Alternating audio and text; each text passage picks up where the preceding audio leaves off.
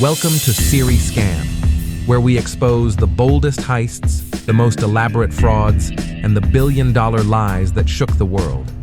Today's story? It starts with a private jet, a fake delivery slip, and a truck that rolled away with $30 million in gold. And no one noticed until it was too late. This isn't a movie. It's the real-life story of how a handful of people outsmarted Canada's biggest airport and pulled off one of the most shocking gold thefts in modern history. Let's dive in. April 17, 2023. Toronto Pearson International Airport. A cargo flight from Switzerland lands on time. On board, 6,600 bars of 99.9% pure gold, 400 kilograms in total, and an additional $2 million in cash. The cargo is headed for TD Bank and the exchange company VBCE routine stuff. No red flags, no alarms. Hours later, a white 5-ton truck pulls up to the Air Canada cargo terminal. The driver looks official. Reflective vest, gloves, uniform, even a face mask.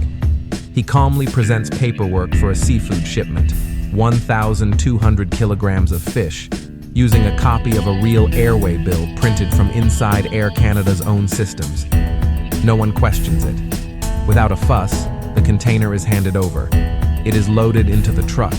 No additional checks, no second looks. The driver pulls away, not realizing, or maybe fully realizing, he's just driven off with $30 million worth of precious cargo. There are no alarms, no calls to police. The real security company, Brinks, doesn't arrive until 9:30 p.m. By the time someone notices the container is gone, it's nearly 3 a.m. In just over 3 hours, one of the largest and cleanest gold heists in Canadian history had been executed, with no violence, no chase, and no trace. The police launch a full investigation, codename Project 24K. From the very first look, it's clear this isn't a simple theft. It's an inside job. There are no signs of forced entry, no broken locks, no triggered alarms. Whoever did this knew the schedule, knew when the real security would arrive, and had access to internal printers and procedures. Someone printed the fake airway bill from inside the Air Canada warehouse, and someone else made sure that, in the moment that mattered most, no one asked questions. Then, a break. A fingerprint.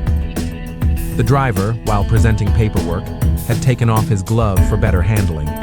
He left a clean print. It matched a 25-year-old man from Brampton, Ontario, Durante King Mlan. No major record, just traffic violations. But now, he's the centerpiece of a $30 million gold heist. Still, Mlan is gone, vanished. And with over 8 hours of head start, the trail is already going cold.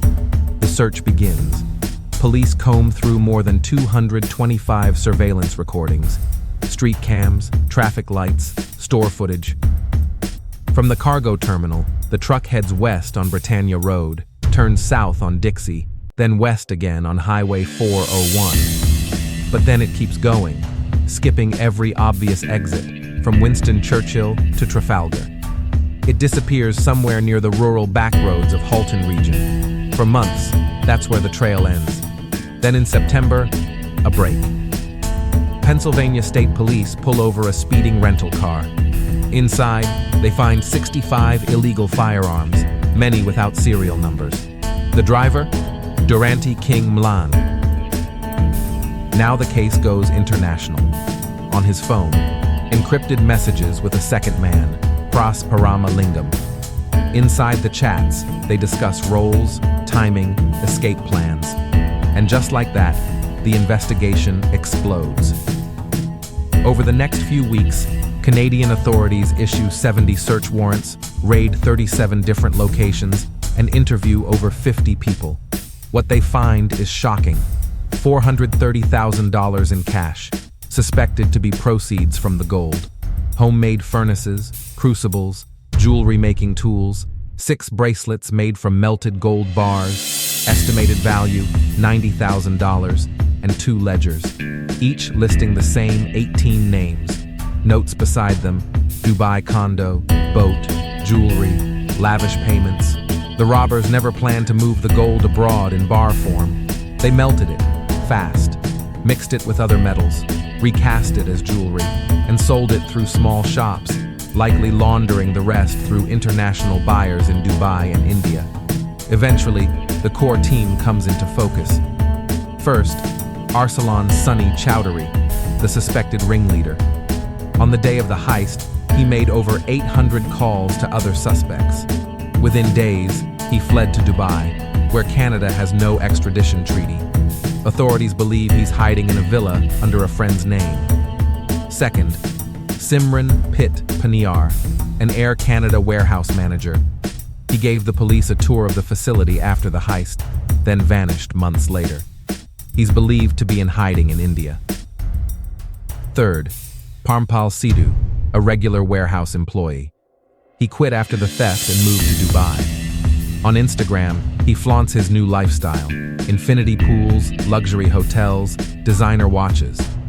All three men are internationally wanted. 5 more suspects were arrested in Canada and released on bail. Durante King Milan, the driver, is currently in U.S. custody. None of them have confessed. Meanwhile, the legal battle begins.